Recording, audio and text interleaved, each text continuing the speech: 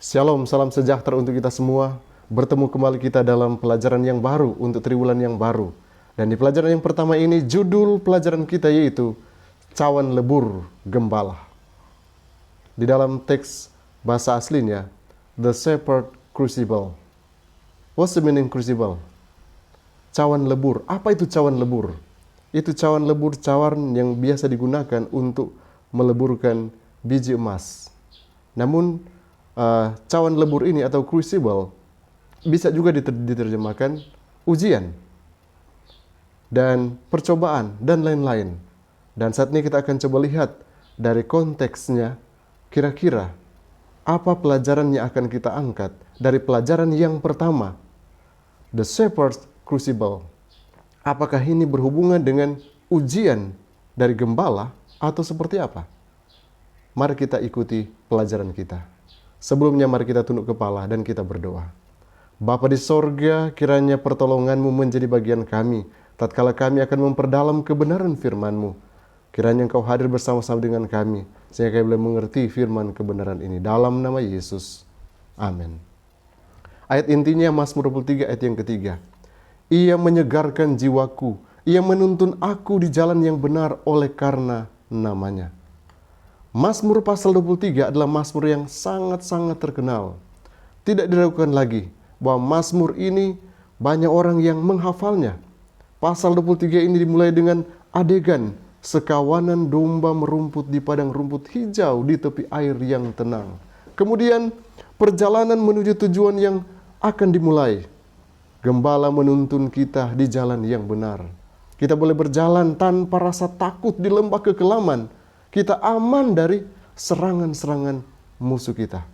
Kita akan lihat pelajaran-pelajaran penting dari Mazmur pasal 23 ini yang akan memberikan kekuatan bagi kita. The Shepherd Crucible. Pelajaran pertama, gembala membimbing aku. Mazmur 23 ayat 1 dan 2. Mazmur Daud, Tuhan adalah gembalaku, takkan kekurangan aku. Ia membaringkan aku di padang yang berumput hijau. Ia membimbing aku ke air yang tenang. Sangatlah jelas, saudaraku, siapa gembala yang baik itu. Yesus berkata dalam Yohanes pasal 10 ayat yang ke-14, Akulah gembala yang baik. Dia disebut gembala agung juga segala domba. Ibrani 13 ayat yang ke-20. Oleh karena itu, saudaraku, kita ini berarti adalah dombanya. Kita tidak berdaya di dunia yang didominasi oleh kejahatan ini. Apa yang dilakukan oleh gembala bagi saya dan saudara? Yesaya pasal 40 ayat 11. Dia melindungi kita dan dengan lembut merawat kita saat kita lemah. Yeskiel pasal 34 ayat yang ke-12. Dia mengenal kita dan dia menyelamatkan kita pada hari-hari yang gelap. Yeskiel pasal 37 ayat 24. Dia juga memberi kita petunjuk untuk hidup dengan benar. Yohanes 10 ayat yang ke-11, dia memberikan hidupnya untuk saya dan saudara. Dan di ayat yang ke-16 dalam Yohanes pasal 10, dia menyatukan kita semua. Luar biasa, gembala yang baik menuntun kita sehingga kita aman. Poin selanjutnya, di jalan yang benar. Mazmur 23 ayat yang ketiga.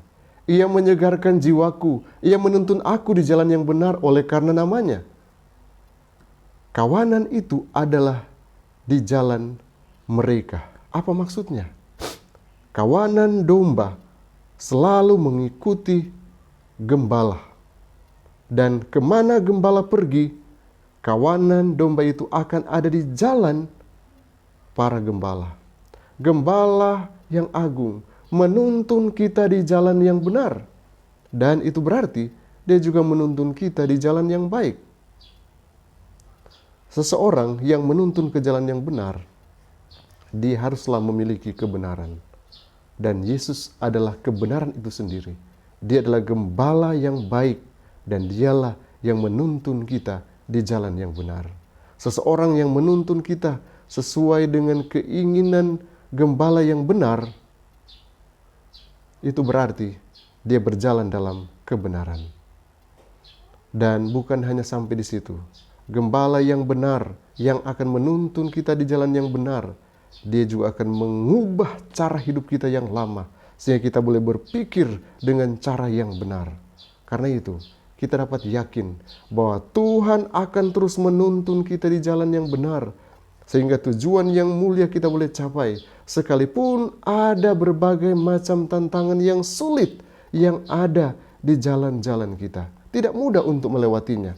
Namun ketika kita tetap fokus kepada kebenaran, jalan yang benar, jadikan Yesus sebagai sumber kebenaran, maka perjalanan kita sekalipun sulit, kita akan tiba di tempat tujuan, di mana Yesus sudah siapkan kita tempat untuk selama-lamanya di dalam kerajaan sorga.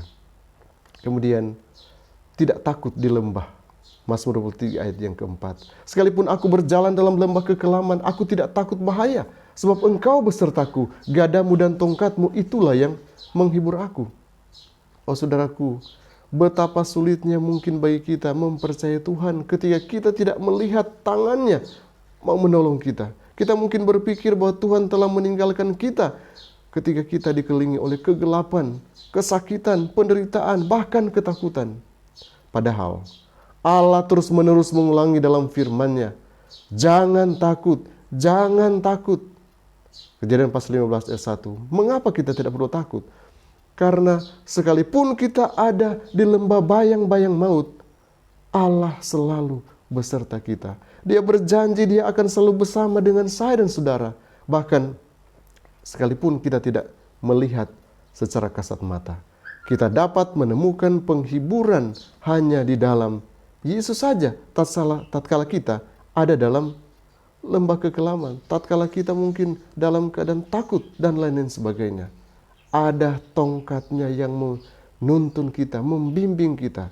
Tongkatnya itu mungkin seperti Alkitab, seperti hukum yang akan menuntun kita kepada jalan yang benar. Karena itu kita tidak perlu takut berada di lembah bayang-bayang maut, karena Tuhan selalu beserta dengan kita. Kita tidak perlu takut menghadapi berbagai macam tantangan, karena Tuhan selalu ada bersama-sama dengan saya dan saudara. Kemudian, aman dari musuh-musuhku. Mazmur 23 ayat 5. Engkau menyediakan hidangan bagiku di hadapan lawanku. Engkau mengurapi kepalaku dengan minyak, pialaku penuh melimpah. Sesuatu yang tidak terduga diperkenalkan di ayat yang kelima ini, di mana dituliskan di hadapan lawanku. Apakah kita punya lawan? Apakah orang percaya memiliki musuh? Tentu kita sadari atau tidak, ada saja musuh yang mungkin tidak senang dengan kita. Ada yang terlihat, ada juga yang tidak terlihat. Ada yang diketahui, ada juga yang mungkin tidak diketahui. Namun, jika kita fokus pada apa yang Tuhan lakukan untuk kita, di sini menyiapkan meja, mengurapi kita dengan minyak, membuat piala kita melimpah. Itu artinya, kita menyadari akan kehadiran Tuhan, maka siapapun dia tidak akan mampu mengalahkan kita. Tidak ada musuh, baik yang terlihat maupun tidak, yang dapat mengambil apa yang diberikan oleh gembala yang baik kepada kita, selama kita bersama-sama dengan gembala yang baik itu. Jadi kalau kita terus bersama-sama dengan gembala yang baik, aman dari musuh kita. Kemudian ayat yang ke-6, Mazmur 23 ayat 6. Kebajikan dan kemurahan belaka akan mengikuti aku seumur hidupku, dan aku akan diam dalam rumah Tuhan sepanjang masa. Daud sangat yakin dengan dua hal ini. Yang pertama, kebajikan dan kemurahan akan selalu mengikuti atau mengejar dia. Tidak peduli seberapa dalam lembah atau seberapa gigih musuh menyerang kita. Kepastian bahwa kebaikan Tuhan dan kasih setia Tuhan dan kepastian bimbingannya sampai akhir perjalanan kita tidak perlu kita ragukan. Karena ini pasti menjadi bagian saya dan saudara. Kemudian kedua, kita memiliki rumah yang kekal, di mana kita akan tinggal di hadirat Allah sendiri bersama-sama dengan Allah kita. Karena itu, 1 Tesalonika pasal 4 ayat yang ke-18, hiburkanlah seorang akan yang lain dengan perkataan-perkataan ini, sekalipun kita harus melewati berbagai macam tantangan, namun Tuhan selalu beserta kita.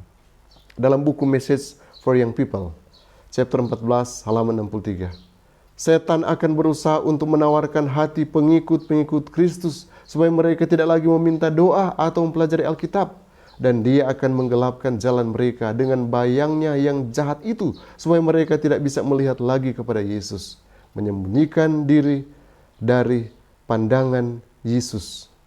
dan kemuliaan pusaka sorga. Ini yang setan coba buat, mengalihkan pandangan kita kepada pandangan yang lain.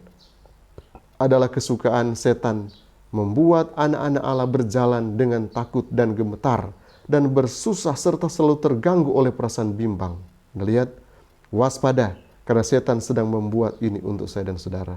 Dia berusaha akan menyusahkan sebisa-bisanya perjalanan itu. Tetapi jikalau engkau selalu menengadah ke atas dan tidak memandang akan segala kesusahanmu, engkau nanti tidak akan menjadi cemas di tengah perjalanan. Dan dengan segera engkau nanti melihat Yesus mengelurkan tangannya menolong engkau. Dan engkau hanya perlu meletakkan tanganmu di dalam tangannya dengan penuh kepercayaan dan biarkan dia memimpin kita. Dialah gembala yang baik. The Desire of Ages chapter 52. Sebagaimana seorang gembala duniawi mengenal domba-dombanya, demikian juga gembala ilahi mengenal kawanan dombanya yang tersebar di seluruh dunia. Yesus mengenal saya dan saudara secara pribadi. Dan dia terharu dengan kelemahan-kelemahan saya dan saudara.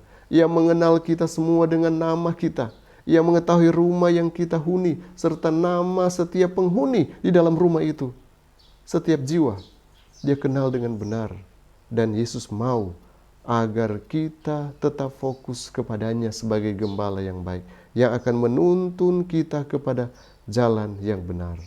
Ia selalu menaruh perhatian kepada masing-masing kita, seolah-olah tidak ada yang lain di permukaan bumi ini yang harus dia perhatikan. Fokus utamanya hanyalah kepada saudara dan saya, yang adalah domba-domba yang membutuhkan tuntunan sang gembala yang baik. Karena Tuhan Yesus memberkati kita semua. Mari kita berdoa. Bapa di sorga, kiranya pelajaran ini akan menuntun kami untuk semakin yakin bahwa gembala yang baik selalu menyiapkan jalan keluar dari semua pergumulan permasalahan yang kami hadapi. Kami menyerahkan kehidupan kami setunya hanya ke dalam tangan-Mu. Kiranya pertolongan-Mu selalu menjadi bagian kami. Karena kami selalu berdoa, memohon berkat-Mu hanya dalam nama Yesus Tuhan dan Juru Selamat kami. Amin. Tuhan Yesus memberkati kita semua. Shalom.